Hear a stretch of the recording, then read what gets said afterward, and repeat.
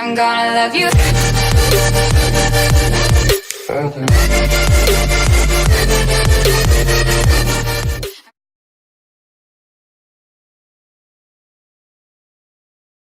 Kapal pendarat berukuran besar, Ivan Grand Rusia sedang menguji pendaratan helikopter sebagai bagian dari babak baru uji coba negara. Armada Baltik membantu dalam uji coba tersebut.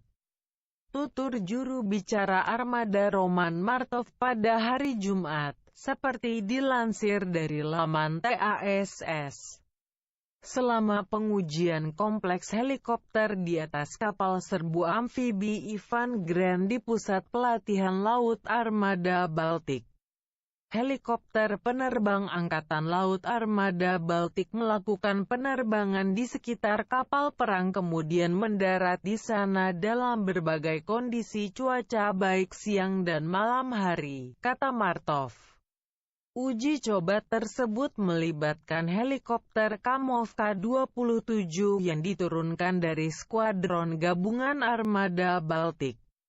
Yantar Sipter yang membangun kapal perang Ivan Grand mengatakan bahwa uji coba kapal amfibi diperkirakan akan selesai pada akhir Februari. Setelah itu, akan menyiapkan kapal perang untuk dikirimkan ke Angkatan Laut Rusia. Kapal perang amfibi proyek 10711 pertama Ivan Grand dikembangkan oleh Biro Desain Nevskoye Diste, Petersburg, Rusia.